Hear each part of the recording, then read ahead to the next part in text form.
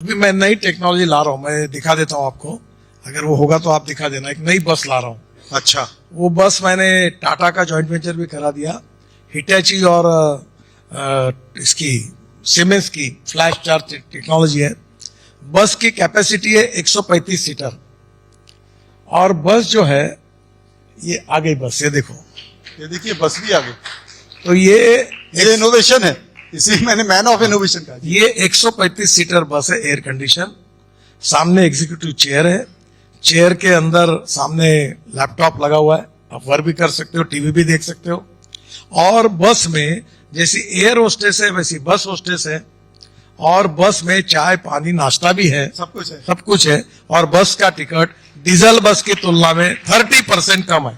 मतलब एक आम आदमी भी अब ये बस देखो, वैनिटी वैन की फैसिलिटी ले सकता है। ये स्टॉप पर खड़ी रही, वहां चार्जिंग है, वो चार्जर नीचे आ रहा है, 20 सेकंड में बस जब लोग तो उतरेंगे चार्ज होगी और बस आगे चली जाएगी। मतलब चप्पल पहनने वाला व्यक्ति भले ही हवाई यात्रा का मजा नहीं ले रहा है, लेकिन इस बस में बैठकर ले सर अभी ये बस क्या है, ये पहली सिटी बस है जी। अब ये बस जो है दिल्ली से जयपुर, दिल्ली से चंडीगढ़, आप लैपटॉप देखते हुए, टीवी देखते हुए, एयर कंडीशन बस, एग्जीक्यूटिव चेयर, चाय पानी नाश्ता, सो के जाओगे तो आप क्यों गाड़ी लेके जाओगे? और सस्ते में, डीजल बस की तुलना में 30% सस्ता टिकट। तो फिर इसी में जाएंगे। हाँ बिल्कुल। अभी मेरे पब्लिक ट्रांसपोर्ट को कंफर्टेबल करने से गाड़ियों का उपयोग कम होगा, उससे प्रदूषण भी कम होगा और लोगों को राहत मिलेगी। अभी मेरे साथी अखिलेश यादव जी इसी मंच पर थे, मेरी सहयोगी तारीफ कर रही थी इंफ्रास्ट्रक्चर की, रोड्स की। तो अखिलेश यादव ये कह रहे थे कि जो इस वक्त जो लंबी लंबी सड़कें और हाईवेज बन रहे हैं वो मॉडल है यमुना एक्सप्रेस वे का। तो हमारा ही मॉडल NHAI उसी आधार पर चल रहा है। चलो वे किसी का भी हो, मॉडल तो चल रहा है ना। आप मान रहे हैं? देखो, अगर आपको सच्चाई सुनना है तो मैं आपको बता देता हूँ प्लीज। देखो, मैं अपनी बात को कभी कहता नहीं। इस देश का पहला BOT project Thane Bhiwandi bypass, ये जब महाराष्ट्र में मंत्री था तब मैंने बनाया जी। तो पहला BOT प्रोजेक्ट वो हुआ। दूसरा, उसके बाद Worli Bandra sea link project, Mumbai Pune express highway और 55 फ्लाईओवर्स इन मुंबई, ये पब्लिक कैपिटल से खड़ा करके पहला शुरू हुआ, वो प्रोजेक्ट शुरू हुआ। और that is the starting. Atal ji ने मुझे बुलाया था, मेरी उम्र 34 साल की नहीं था, तब मुझे उन्होंने प्रधानमंत्री ग्राम सड़क योजना बनाने का सौभाग्य दिया, वो योजना मैंने बनाई। तब से आप इनोवेशन कर रहे हैं सरकारों में। देखो, इनोवेशन में हमको पहली बता दूं, मैं कोई साइंटिस्ट नहीं, इंजीनियर नहीं हूं और मैं बहुत विद्वान भी नहीं हूं। नहीं, मैं इसलिए कह रहा हूं क्योंकि जीवन में सबसे बड़ा ज्ञान जो है वो व्यवहारिक ज्ञान होता है।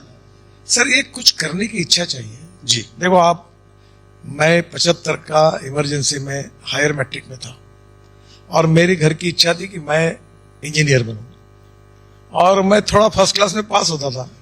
पर जैसे वो इमरजेंसी लगी, घर बाहर के लोग जेल में गए, तो मैं इमरजेंसी के खिलाफ काम करने लगा और मेरा नुकसान ही हुआ कि मुझे मैट्रिक में 52% मार्क मिले और साइंस ग्रुप में 49.26% मिले, तो मैं डिस्क्वालीफाई हो गया।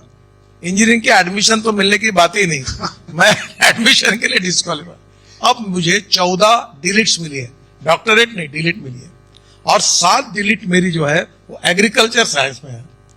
अब मैं अभी मेरे खेती में AI इन एग्रीकल्चर लगा है और उसमें मेरे यहाँ वेदर स्टेशन है, जमीन का मॉइस्चर कितना गिनने का यंत्र लगा हुआ है, माइक्रोसॉफ्ट और गूगल के साथ मैं काम कर रहा हूँ।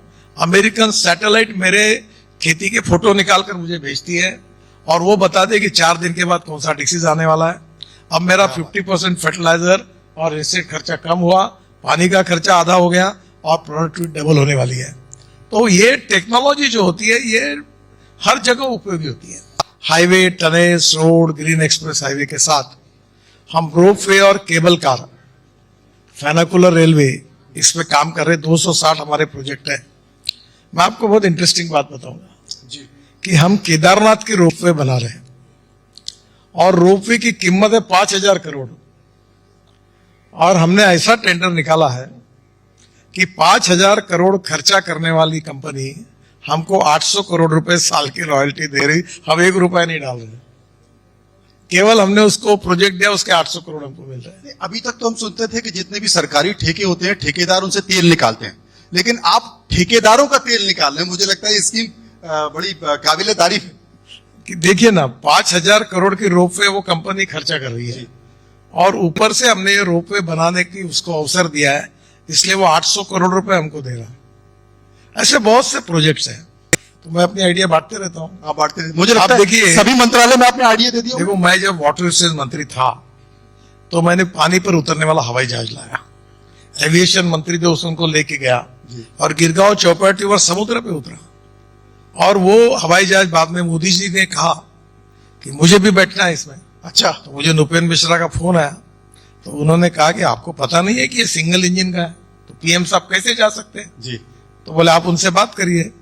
तो मैंने कहा मैं कैसे समझाऊं, तो मैंने बात की कि मोदी जी ये सिंगल इंजन का है। बोले आप कानून की बात आप कब से करने लगे? बोले आप तो कानून तोड़ने का काम करते हैं, मुझे जाना है। बोले और मोदी जी वो अपने नर्मदा के फ्रंट से, नहीं अपनी कौन सी नदी, साबरमती फ्रंट से उड़कर सरदार सरोवर गए और मैंने तुरंत उनका अरेंज कर दिया। अब मैं वो देखता हूँ ropeway, cable car, funicular, double decker bus हवा में चलने वाली, और अभी ये पानी पे उतरने वाला हवाई जहाज। मैंने 26 रोड ऐसे बनाए कि जहां मिलिट्री का बड़ा से बड़ा विमान उतार सकता है एयर स्ट्रिप से। मैं राजनाथ सिंह को लेके गया, रावत साहब को लेके गया, और मैंने कहा एक काम करो, जैसे रेलवे फाटक होता है ना कि रेलवे आती तो फाटक बंद, वैसे हवाई जहाज उतरेगा तो रोड बंद, हवाई जहाज उतर के एयरपोर्ट गया रोड चालू, फिर बंद, फिर हवाई जहाज उड़ के गया चालू। अब मैं ऐसे 25-30 एयरपोर्ट चालू कर सकता हूँ सीमाओं पर। जी। नितिन जी, चूंकि आपने बहुत अच्छे हाईवे बनाए हैं, उनकी गति बहुत अच्छी है, लोगों का समय बच रहा है, लेकिन चिंता एक्सीडेंट को लेकर भी हो रही है। बॉटलनेक जो हो रहा है उसे लेकर चिंता हो रही है। अवैध जो ढाबे हाईवेज पर खुल रहे हैं जिस पर कोई रोक नहीं है, उसे लेकर चिंता हो रही है। और अभी परसों सुप्रीम कोर्ट ने भी इस बात को लेकर चिंता व्यक्त की है और मंत्रालय से पूछा भी है कि आप क्या कर रहे हैं, कैसे इस समस्या से निपटा जा सकता है। देखिए, पहली बात तो ऐसी है कि जो एक्सीडेंट्स होते हैं उसमें 4 प्रकार की समस्या है जी। एक रोड इंजीनियरिंग, एक ऑटोमोबाइल इंजीनियरिंग। तो रोड इंजीनियरिंग में बहुत कमियां हैं। हमारे यहाँ डीपीआर ठीक नहीं बनते, गलतियां होती है और उसके कारण भी एक्सीडेंट होती है, ये सच है जी। और मैं बहुत खुले रूप से बता रहा हूँ आपको, मुझे आने वाले समय में 10-20 कॉन्ट्रैक्टर को जेल में डालना है और ब्लैक लिस्टेड भी करना है और अधिकारी को सस्पेंड करना है। ये इंडिया न्यूज के मंच से, हाँ बिल्कुल, मैंने चालू कर दिया काम। हाँ, बहुत टर्मिनेट कर दिए, ब्लैक लिस्टेड कर दिए, क्योंकि परफेक्शन चाहिए। तो ये ऑटोमोबाइल रोड इंजीनियरिंग के हमने ब्लैक स्पॉट आइडेंटिफाई किए, अभी तक 40,000 करोड़ खर्चा करके उसको इंप्रूव किया।